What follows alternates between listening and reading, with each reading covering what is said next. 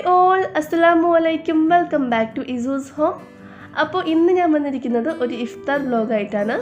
ഇത് വന്നിട്ട് എൻ്റെ വീട്ടിലെ ഒരു ഇഫ്താർ വ്ളോഗാട്ടോ. ഞാൻ നോമ്പായതിൻ്റെ ശേഷം വീട്ടിലേക്ക് വന്നിട്ടേ ഇല്ല. അപ്പോൾ ഒരു ചാൻസ് കിട്ടിയപ്പം ഇന്ന് രാവിലെ വീട്ടിലെത്തിയതാണ്. അപ്പോൾ ഞാൻ വന്നപ്പോൾ എൻ്റെ സിസ്റ്റേഴ്സും മക്കളൊക്കെ വീട്ടിലേക്ക് വന്നു. അപ്പോൾ എല്ലാവരോടും കൂടി ഒരു അടിപൊളി വ്ളോഗാണ്. പിന്നെ ഇന്ന് വേറൊരു സ്പെഷ്യൽ ഡേയും കൂടിയാണ്. ഇന്ന് മോൻ്റെ സെക്കൻഡ് ബർത്ത്ഡേ ആണ്. അപ്പം അതിൻ്റെ ഒരു കുട്ടി സെലിബ്രേഷൻ കൂടെയുണ്ട്. ഓക്കെ, സാധാരണയായിട്ട് എൻ്റെ വീട്ടിലായാലും ഹസ്ബൻഡിൻ്റെ വീട്ടിലായാലും ഒക്കെ നോമ്പ് തുറക്കുള്ള പണിക്ക് ഇറങ്ങാനായിട്ട് ഒരു 3 മണിയൊക്കെ ആവും. പക്ഷേ ഇന്ന് ഞങ്ങൾ മെമ്പേഴ്സ് കുറച്ച് കൂടുതലുള്ളത് കാരണം കുറച്ച് നേരത്തെ ഇറങ്ങി. എന്നിട്ട് ഫസ്റ്റ് തന്നെ ബിരിയാണിയിലേക്കും സ്നാക്സിലേക്കൊക്കെ ഉള്ള ഉള്ളി മുറിച്ചെടുക്കുകയാണ്.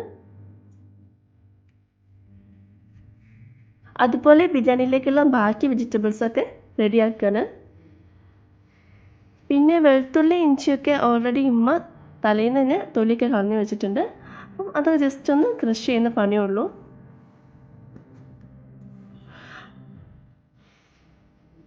ഇന്ന് 3 സ്നാക്സ് ഉണ്ടാക്കാമെന്നാണ് കരുതുന്നത്. 2 സ്പൈസിയും 1 സ്വീറ്റും. അപ്പോൾ സ്പൈസി വന്നിട്ട് ഒന്ന് പോക്കറ്റ് ഷവർമയും മറ്റേത് സമൂസയാണ്. അങ്ങനെ പോക്കറ്റ് ഷവർമയിലേക്കുള്ള വെജിറ്റബിൾസൊക്കെ ചെറുതായി കട്ട് ചെയ്തെടുക്കുകയാണ്. ഇന്ന് എൻ്റെ രണ്ടാമത്തെ സിസ്റ്ററാണ് ബിരിയാണി ഉണ്ടാക്കുന്നത്. അപ്പോൾ അവൾ അതിലേക്കുള്ള ഉള്ളിയും തക്കാളിയൊക്കെ ഒന്ന് ഗ്യാസിൽ വെച്ചിട്ട് വഴറ്റിയെടുക്കുകയാണ്.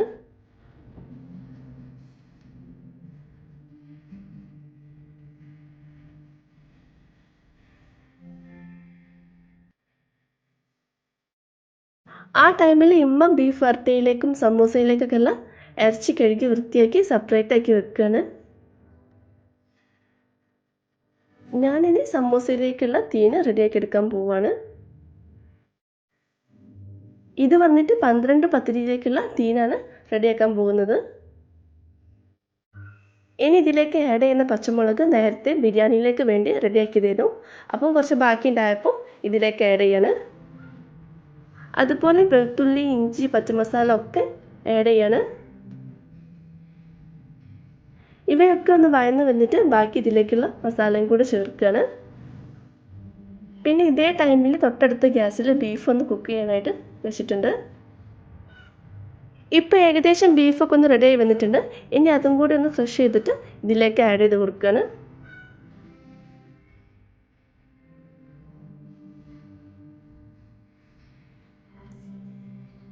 അപ്പോഴേക്ക് ഇത്താത്ത സമൂസയിലേക്കുള്ള പത്തിരിയൊക്കെ പരത്തി മുറിച്ച് റെഡിയാക്കുകയാണ്. അങ്ങനെ നമ്മൾ പത്തിരി പരത്തി റെഡിയാക്കുന്നതോടൊപ്പം തന്നെ ഞാൻ സമൂസ ഫില്ല് ചെയ്യാനും തുടങ്ങി. പിന്നെ ഫില്ല് ചെയ്യാനായിട്ട് എനിക്ക് ഹെൽപ്പിന് അവളുടെ മോളും ഉണ്ടായിരുന്നു.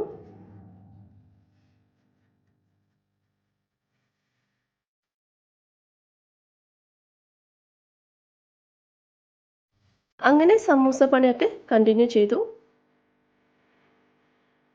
അങ്ങനെ സമൂസയൊക്കെ നിറച്ചുകൊണ്ടിരിക്കുമ്പോൾ ചിക്കൻ കഴുകാനുള്ളൊരു പണി വന്നു. സാധാരണയായിട്ട് കുളിക്കുന്ന മുന്നേ ഇങ്ങനത്തെ പണിയൊക്കെ ചെയ്തു വെക്കാറുണ്ട്. പക്ഷെ എന്തോ ഇന്ന് എല്ലാവരും അത് വിട്ടുപോയി.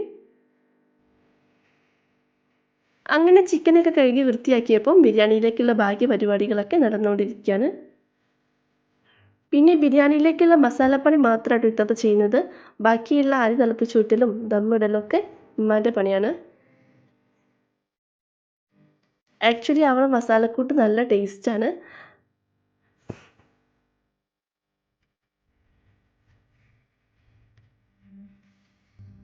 ഇനി വന്നിട്ട് ബീഫ് വരട്ടാനായിട്ട് പോവാണ്.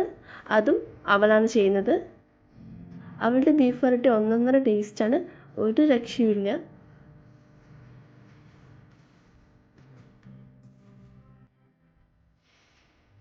അതിനായിട്ട് അവൾ ചുവന്നുള്ളി വലിയുള്ളി തക്കാളി പച്ചമുളക് പിന്നെ ബാക്കിയുള്ള വെജിറ്റബിൾസ് മസാല ഒക്കെ നന്നായിട്ട് വഴറ്റിയെടുക്കുകയാണ്.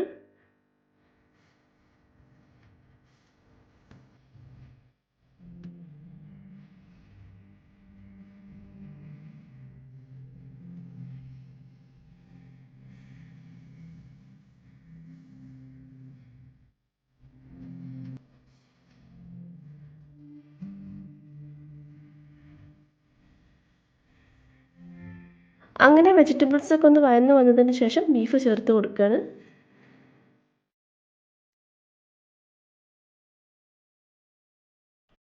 ബീഫൊക്കെ ചേർത്തതിന് ശേഷം മസാലയും പച്ചമസാലയും കൂടെ ആഡ് ചെയ്ത് കൊടുക്കുകയാണ്. പിന്നെ ഒരു കാര്യം പറയാൻ വിട്ടുപോയി, നമ്മളിപ്പം ബീഫ് കുക്ക് ചെയ്യുന്നത് പ്രഷർ കുക്കറിലാണ്. എന്നിട്ട് ബീഫ് നന്നായി കുക്കായതിന് ശേഷമാണ് ഡ്രൈ ആക്കണം, താളിക്കലൊക്കെ ചെയ്യുക.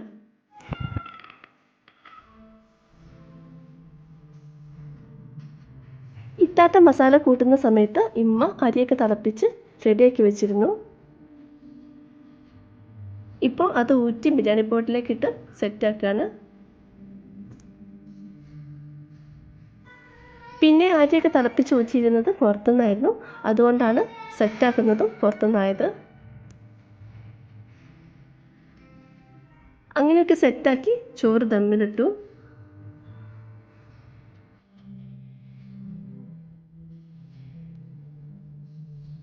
ഇമ്മ ഇനി ചിക്കൻ ഫ്രൈ ചെയ്യാനായിട്ട് ചിക്കനിൽ മസാല തേച്ച് പിടിപ്പിക്കുകയാണ്. ഇതിൽ വന്നിട്ട് സാധാരണ നോർമൽ മസാലയാണ് യൂസ് ചെയ്തത്. ഇനി ഇത് കുറച്ച് നേരം റെസ്റ്റ് ചെയ്യാൻ വെക്കും, എന്നിട്ടാണ് ഫ്രൈ ചെയ്തെടുക്കുക. നമ്മളൊരു സ്വീറ്റി സ്നാക്ക് ഉണ്ടാക്കാമെന്ന് കരുതിയിരുന്നു. അപ്പോൾ അത് വന്നിട്ട് പഴക്കേക്കാണ് ഉണ്ടാക്കുന്നത്. കേക്ക് ഉണ്ടാക്കുന്നത് വലിയ സിസ്റ്ററാണ്. ഞാൻ കഴിഞ്ഞ വീഡിയോയിൽ വന്നിട്ട് പഴം ജ്യൂസ് അടിച്ചിട്ട് കേക്ക് ഉണ്ടാക്കിയിരുന്നു. അപ്പോൾ അവൾ ഡിഫറെൻ്റ് ആക്കിയിട്ട് പഴം പൊരിച്ചിട്ടാണ് കേക്ക് ഉണ്ടാക്കുന്നത്. അതിനായിട്ട് പഴം 4 പീസായി കീറി ചെറുതായിട്ട് അരിഞ്ഞെടുക്കുകയാണ്.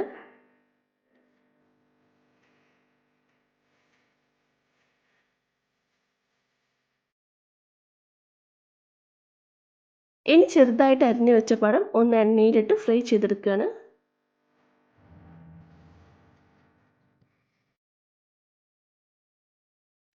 ഇപ്പം കുറച്ച് നേരമായി സമൂസൊക്കെ തീ നിറച്ച് വെച്ച് റെഡിയാക്കിയിട്ട് ഇനി ഇതൊന്ന് പൊരിച്ചെടുക്കാൻ പോവുകയാണ്.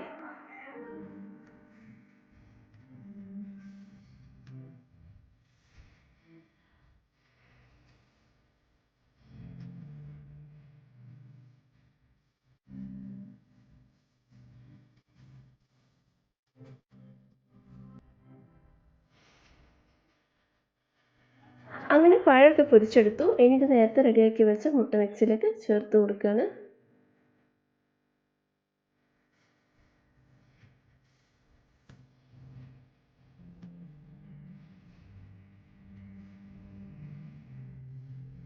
ഇനി ഒരു പാനിൽ എണ്ണ സ്പ്രെഡ് ആക്കിയിട്ട് അതിലേക്ക് കേക്കിൻ്റെ ബാറ്റർ ഒഴിച്ചു കൊടുക്കുകയാണ്.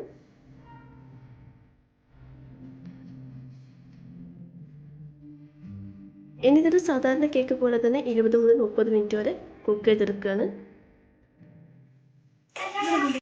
നെക്സ്റ്റ് വന്നിട്ട് പോക്കറ്റ് ഷവർമയിലേക്കുള്ള മയോണൈസ് അടിച്ചെടുക്കുകയാണ്. ഇനി മയോണൈസൊക്കെ ഒഴിച്ച് പോക്കറ്റ് ഷവർമയിലേക്കുള്ള മസാല റെഡിയാക്കുകയാണ്. അങ്ങനെ ഏകദേശം പണിയൊക്കെ കഴിഞ്ഞ് വരികയാണ്. നമ്മൾ ഷവർമയുടെ പണി അവസാനത്തേക്ക് വെച്ചതായിരുന്നു. കാരണം ഈ പോക്കറ്റ് ഷവർമ ചൂടാറിയ ടേസ്റ്റ് കുറയുന്നത് പോലാണ്. ഒരു നേരിയ ചൂടോട് കഴിച്ചാൽ രസം ഉണ്ടാവുള്ളൂ. അപ്പോൾ ആ പണി മാത്രം ലാസ്റ്റിലേക്ക് വെച്ചതേനു. അപ്പോൾ അതിനായിട്ട് റെഡ് സൈഡൊക്കെ കട്ട് ചെയ്തെടുക്കുകയാണ്. അങ്ങനെ ആ ടൈമിൽ തന്നെ റെസ്റ്റ് ചെയ്യാൻ വെച്ച ചിക്കൻ എടുത്ത് പൊരിച്ചെടുക്കുകയാണ്.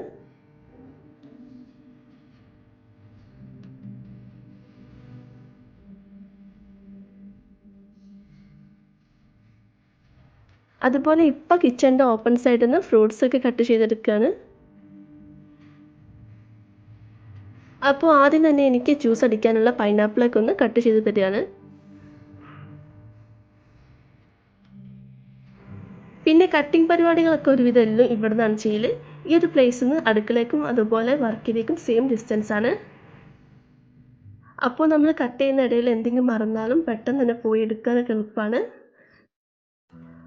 അതുപോലെ ഇതൊരു ഓപ്പൺ ഏരിയ ആയതുകൊണ്ട് നമുക്ക് കട്ടിങ്ങൊക്കെ നല്ല കാറ്റ് കൊണ്ട് സുഖമായിട്ട് ചെയ്തെടുക്കാം.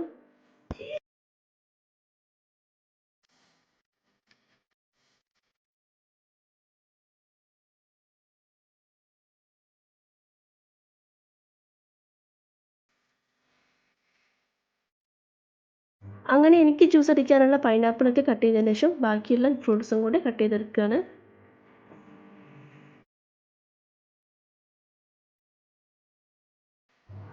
ഇനി വന്നിട്ട് ഞാൻ ജ്യൂസ് റെഡിയാക്കാനായിട്ട് പോവാണ്. അപ്പോൾ ഓൾറെഡി പറഞ്ഞല്ലോ ഇന്ന് പൈനാപ്പിൾ ജ്യൂസാണ്.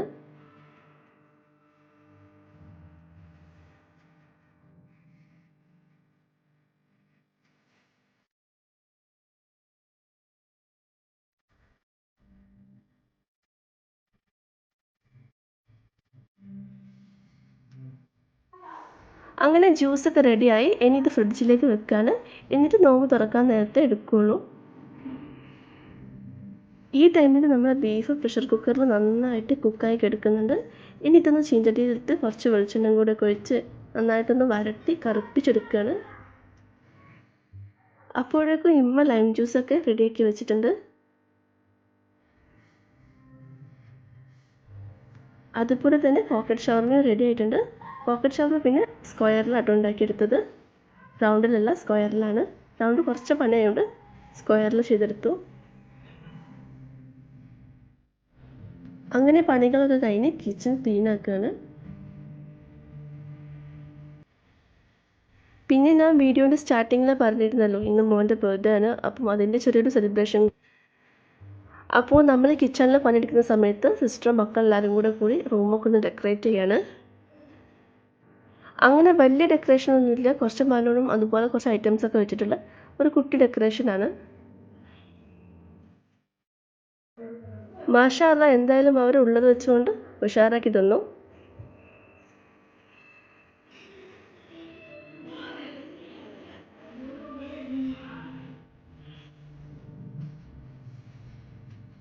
അങ്ങനെ ഏകദേശം ബാങ്കൊക്കെ കൊടുക്കാറായി.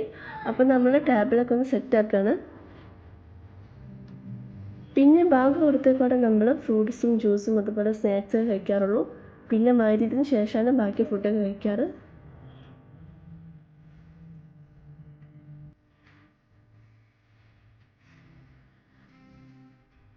അൽഹംദുലില്ലാ, അങ്ങനെ ഒരു നോമ്പും കൂടെ തുറന്നു.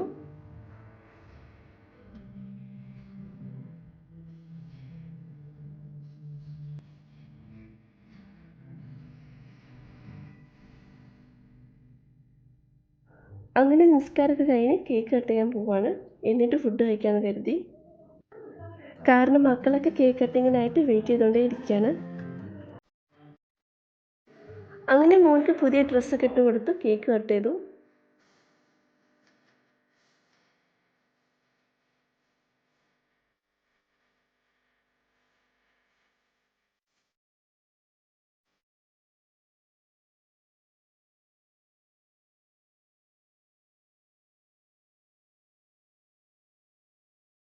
പിന്നെ കേക്ക് കട്ടിങ് കഴിഞ്ഞ് ബിരിയാണി ദമ്മ് പൊളിച്ചു.